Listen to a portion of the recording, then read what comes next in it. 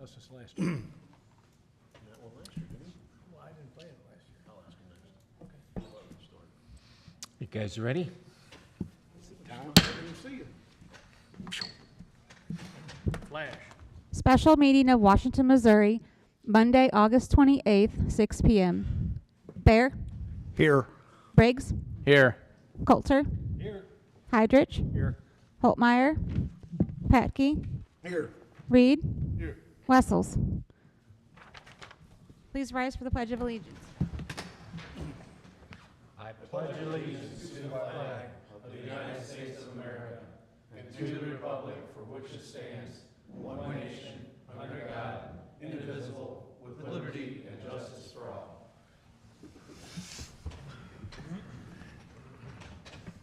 Priority items, budget workshop. So what you have in front of you tonight, let me go back to our previous meeting where we had our last budget workshop and our discussion with the council. At that time, there were several comments made about with regards to employees on entry-level positions within the city, that there were some comments made about expressed about giving more possibly at this time, at the start of our budget year, rather than wait for what the salary study would indicate, if that's included, or as it's being proposed to be included within the budget for this year. So with that, our committee that looks at wages, our staff that looks at wages, myself, Shauna, Mary Sprung, Sherry, and the mayor and I invited a couple council members to go ahead and try to get their thoughts with regards to what they were looking at. And last year, I know Councilman Barrett gave me some detailed spreadsheet with regards to on wages last year, and so we decided to go ahead and ask him to see if he had time to go ahead and meet with us, as well as we asked Jeff to go ahead and sit in with us as well. So, in hearing their comments, because they were two that voiced comments at the last meeting as well, was to try to, how do we move forward with what they were proposing, or at least some of the comments that we heard at the last meeting. And if you'll remember, staff was recommending to go ahead and just do a across-the-board 5% with a 3% COLA, which is cost of living, and a 2% merit increase on top of that. Again, they thought some additional, based on the comments that we heard, that some additional thought should be given towards the grades on the lower end. So what you have is a copy of a draft for wages for the 2024 coming year for the to include within the budget. And what we were able to do over a series of a couple of meetings was propose such a plan. And what you see is on grades, on the left-hand column, you'll see grades 8 through 15, and those are your hourly employees, and those are not salaried employees. Salaried employees basically start grade 15 split, but you have grade 15 on down to 23, and then at the very bottom you've got the police. We separate them because they receive the Prop P funds, and I can go over those later. But basically what we tried to do was come up with something that would go ahead and, if you will, forward or increase those wages on grades 10 through 12 primarily. That includes maintenance worker 1s, maintenance worker 2, as well as, let's see, I think you've got maintenance worker 3 as well within that. So what you see is on 10 and 11, both of those grades, what they're proposing to do, what would be proposed in this scenario, would be a 3% COLA, that's across the board, and then you would have a market adjustment wage of 5% increase for those people that you see in red, which is basically grades 10 and 11, the full-time employees. On top of that, they would receive a 2% merit, or up to 2% merit as well, and the total that they could get is 10%. It would be pretty much guaranteed in this position that they would get 8% for those grades 10 and 11. As you move down to grade 12, then it was not such a larger market adjustment. Again, we looked at 3 or 4 different sets of wages, basically. Any scenarios that would increase the overall budget from anywhere between, I think 700,000 was the largest that I saw, if I remember correctly. And then it went on down to basically what staff had proposed, which is about 350,000. But if you look at, again, at grade 12, again, you'd get a cost of living at 3%. You'd have a market adjustment of 1%. Those would be guaranteed for those positions. And then you have the 2% merit on top of that. So there's a potential there for a total of 6%. And then basically what you're doing for the rest of staff from grades 13 on down to 23 is they would receive the 5%, which is a 3% COLA, and the 2% merit, knowing that there would be a salary study that would go ahead and be completed during the budget year. We have reached out to try to see how soon we can expedite that, hopefully not have to wait for a full budget year for that to come out, but maybe hopefully get it within 6 months and see if come back to you if the funding's there for a budget amendment at that time. And that's assuming that then we would address grades 13 through 23 at that time, as well as, like I said, the police officers as well. There's a couple of exceptions. I want to go ahead and make sure that it's clear. As we have indicated, or at least publicly, and what we've done in our budget goals was for dispatching to go ahead and increase with the marijuana tax that we'll have available to us this year, to use $5,500 for each employee to be added on top of that, and that will go ahead and set their wages at a little bit over what Franklin County has. They would be the highest on dispatching in the county. So that's why you see those little lines to the right there. You've got positions that are dispatcher 1, dispatcher 2 with more experience. You've got a lead dispatcher position, and then you've also got the communications director. All of them would be subject to that. At the bottom, you still have the police department with regards to propose for 5%, a 3% cost of living, and a 2% merit. That is, in addition, they receive $8,500 already in wages from the Prop P funds, and what you have is an approximate $5,500 annual from Prop P. I got that number from Mary. We discussed that this afternoon. That could even reach $6,000. We just don't know what that number will quite be yet. But that's, again, a lump sum that they would receive. And back to dispatching, what we're proposing is to do that the same way, a lump sum at the end of the year, so that they would go ahead and receive that. In order to do that, what you're looking at with wages only on this proposal would be $436,742.87. When you throw in the 20% increase for wages, you're looking at an overall cost of $524,091.44. And talking with Mary today, we're very close to getting the budget, but you would have to, in order to make this work, we probably need to go ahead, I will need to cut, and it's not unlikely during the budget process that we have to make cuts like this, but we're probably looking at making about $350,000 cuts to the general fund of what's been proposed to be budgeted by department heads, and that's something, but again, that's not uncommon during the budget process. When I go through that, Mary and I go through, the cuts have to be made every year. So, but in order to make this work, you're going to have to go ahead and take about $350,000 out of other extra items that are in the budget and remove those in order to meet this. Questions? The 2% merit raises are determined by department heads. That's correct. That's not a guarantee. I mean, it's a. That's absolutely correct, but we use it to budget the full amount just for Sure. budget purposes. We discussed that number, Mike, and said that, you know, it's usually more than, on a 5-point scale. Right. It's usually at that 4.2 to 4.5 range is the norm. Right.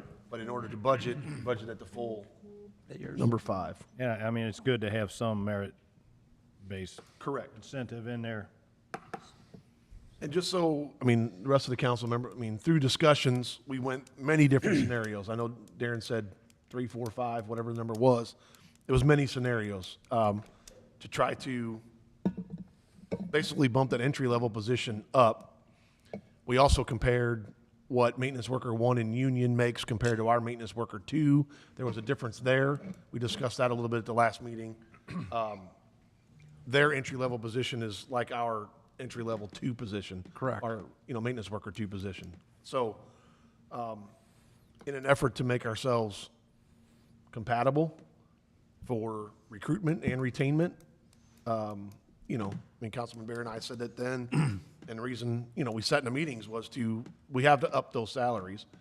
In a perfect world, everybody gets a 15% raise, but that's just not going to happen on the budget numbers. So we try to come up with the best plan possible. And thanks to Mary and Sherry and Shauna sat in those two, made those changes, and those that needed to change, we did.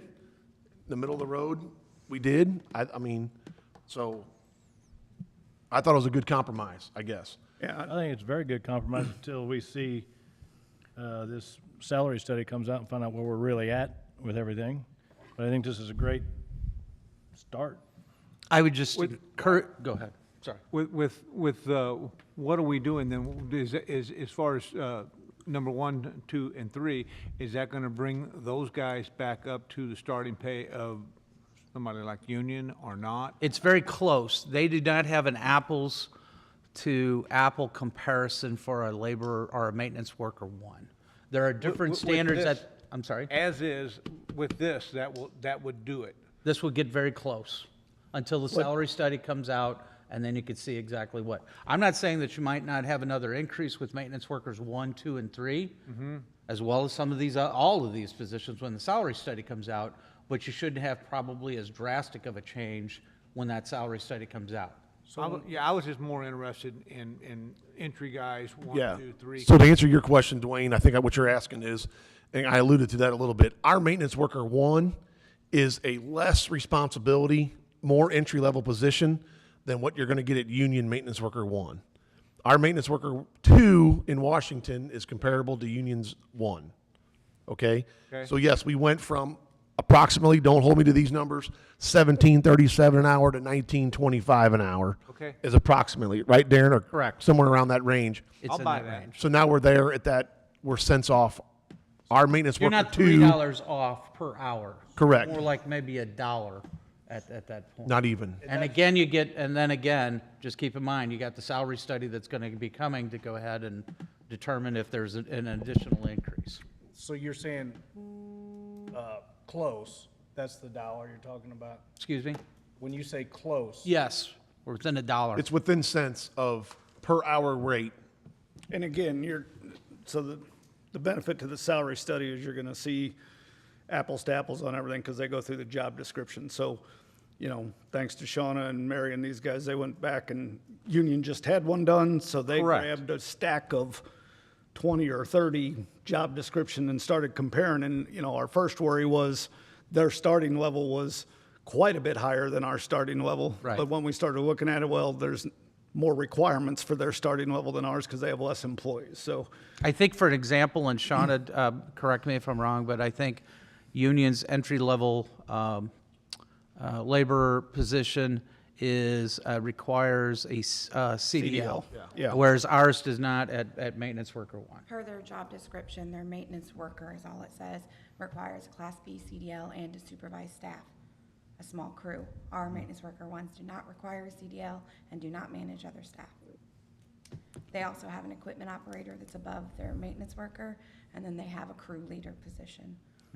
So where we were thinking we were 15% below their starting rate, we're really more like a 10 when we compared, here's what the job description, well, not the description, but the Requirements. requirements, thank you. We did get the job descriptions from Union because that was a job description that was in question, so that we could compare it to make sure that if we are comparing those, that they're as close as possible. You don't want to base your changes on something that's not close. And part of the discussion, oh, sorry, Mark. Part of the discussion was we wanted to keep that merit in there. So a department head has that opportunity to have your review and have that. So that, like I said, when I say compromise, that's kind of how it was set out there. Use it. Correct, right. So why didn't we do anything for part-time? Like a 1%? We did basically a 3% for all of the part-time, I Not think, on the wage adjustment, though. I'm asking about the wage adjustment. a wage adjustment. Oh, why did we not? Because our salary study's gonna come back out and tell us kind of what you're gonna get with those. That's not as critical. what I mean, Jeff that's, and, I guess, I'm not saying that it's not critical for the part-time, I'm just saying that that can wait for the salary study.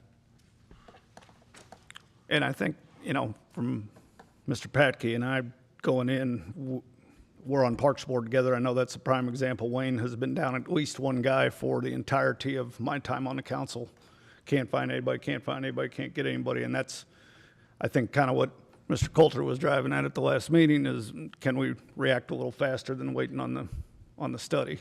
And just to clarify, we met this afternoon to go over how many positions. You've got one one maintenance worker, in Parks Department. We've got proposed within the budget an additional maintenance worker, one for the Parks Department, so you'd have two positions. And you've got one in water or wastewater? Water. So those are the ones. So you got three positions open or whatever at this time. And landfill, which I will say this, that's always a challenge to go ahead and get that filled for operator at the landfill. We also have a police officer and dispatcher positions open. That part-time finance. So Darren, when you alluded to the numbers of, with this scenario, the increase is 436. When On we the came wages. back 2 weeks ago, the increase of 5% across the board, 3 plus 2, that was was 3. 350-some thousand, is that correct, Mary? 353, I think. So just so you're comparing here, if everybody got 3 plus 2, it was 350. 53,000, correct, With this scenario, it ends up being 436. correct. And back to what Darren said earlier, we looked at scenarios of up to high as 700 plus, as far as everybody, the 10%, and then we kind of scaled things back to dividing. We this looked out. at one, I mean, I think one of those ones that was 700 was basically, I think that was taking, basically people that was taking everybody from 10 down to 14 and raising all of those by like 20%. 20, 15, and 10%, And that started because But- we thought we were that far behind Right. on entry-level position, and we found out by matching job description that changed. Mm-hmm. So we ixnayed away from the 20%, went down to 15%, 15, then and went to went 10. from there to tier things down in an effort not to overlap someone who's at a lower grade from someone below, Right. So it wasn't we didn't just wanna taking do a big is chunk leap- out, it was trying to find all the way Right. down. I think we just wanted to be careful. You didn't want to leapfrog somebody over to where their supervisor was making less than what they were. Right. That would be a concern. And this estimated 20% benefits is from, That's basically that's typically the cost over the top of salary. That's your health care, that's your, It's based on wage, so wage goes up, that goes up. So I guess my point was with the whole comparing, we went from 350 to 436. So we're talking an $86,000 additional than what Darren brought to us 2 weeks ago if everyone in the city got a 3 plus 2. This is that, and that's That's where correct. number has, you know what I'm saying? Which we know won't happen. I mean, we've talked about. Correct. If We're- the we're- merit doesn't we're make it budgeting there, for that worst comes off. case. yeah, and again, that's just for budgeting purposes. That allows us some flexibility in there. We know that and I will say, I mean, I don't know, we had that discussion during some of those meetings, and I think it was, I mean, you might have 60% of them that are eligible for full merit based on performance from the last couple of times we had. It's been, we didn't have merit because of the cost of living was so much last year. It was the year before that. But you got about 60% of them that made the full merit. You had 40, and then you had a handful of people that were just right at just cost of living only. Darren, did you share this with other department heads since No, I last have week? not. Okay. I don't know what their feedback was, but. No, I have not. I'd like to say thanks to everybody involved. I think this is what we were trying to get to last year, and I think looks good so far. yeah, I know Mr. Bear put a ton of work into this, both last year and this year, and I'd like to thank him for that and everybody else that did this. I like it. It's good. And I think with the purpose of, as we talked about, salary study through midway through the fiscal year, that May, June number, and then looking at job descriptions as well as potential there. And then at that time, you can also look at how your tax rates are doing at that time too. So it does make it a little bit better rather than try to forecast, budget, guess for the entire year. Yeah. So that's another option, another goal. Thanks for giving Councilman Bear all the credit. I Walter, said, I and appreciate everyone else. No. You weren't listening. I appreciate you, That's Jeff. good partnership. I know, I said everyone here did a great job, but I No, know I'm just teasing. Al did a whole lot of, I mean, I was, work on it, so. yeah, I think we've seen a need to basically make that, help that level out. Again, I'll say it again, if everybody get a 10% raise and we can budget that, that'd be great. But unfortunately, the budget number is where we have to come to meet, and it's not easy to do. So, If there's no other questions, we will, hopefully, I think Mary and I are finishing up the budget. I do have those cuts to go ahead and make that we have to go ahead and do out of the general fund.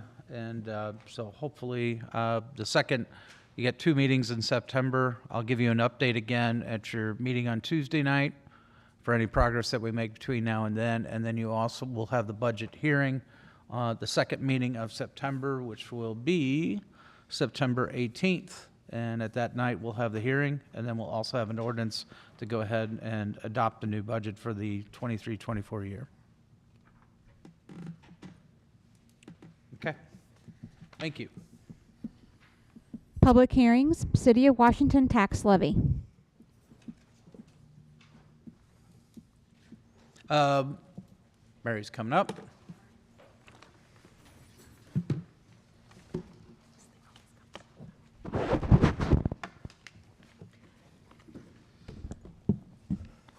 Okay, included in your packet, you have an ordinance for levying and imposing the tax levy for both the City of Washington and the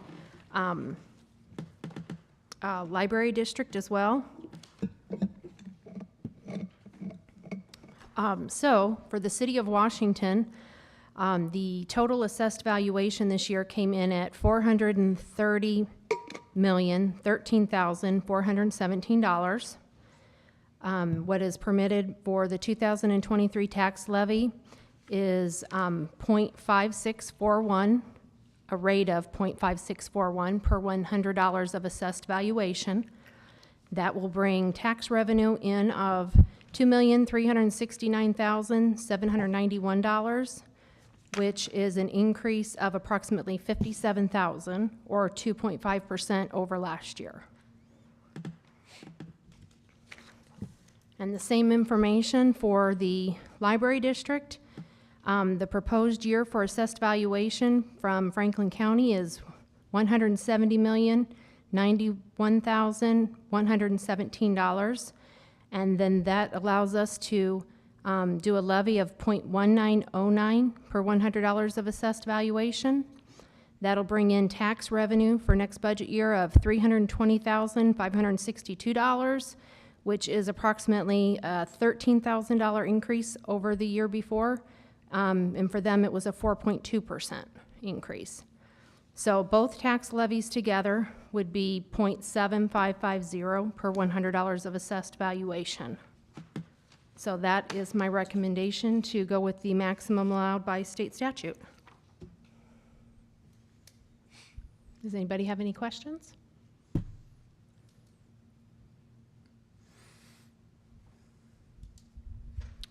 Need a motion I'll to make a- sect it into the minutes? The public hearing. Okay. It's a public hearing, so you want to open the floor? Sure. I open the floor for anyone who is interested in commenting on the tax rate. Thank you, Mary. I'll make a motion to accept in the minutes. Motion by Patke, second by Hopmar or Coulter. Coulter, geez Louise, sorry. I go into the minutes. Further discussion? Nope. All those in favor say aye. Aye.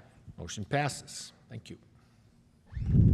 An ordinance levying and imposing for the calendar year 2023 a tax upon all real estate and taxable tangible property in the City of Washington, Missouri for general municipal purposes and for a free public library. Patke. Introduced by Patke. No further discussion. Go ahead, Sherry. An ordinance levying and imposing for the calendar year 2023 a tax upon all real estate and taxable tangible property in the city of Washington, Missouri for general municipal purposes and for a free public library. Bear? Yes. Briggs? Yes. Reed? You say me? Yes. Yes. Patke? Yes. Hydrich? Aye. Coulter? Yes. By your vote, we have renewed the tax levy. Mayor's report? Next regular council meeting is Tuesday, September 5th, because of the Labor Day holiday, guys. Other than that, I got nothing. Just need a motion to adjourn, please. So moved. Second. Motion by Patke, second by Briggs. All those in favor say aye. Aye. We are adjourned. Thank you, guys. Thank you. Good job. Come on, go pat him on the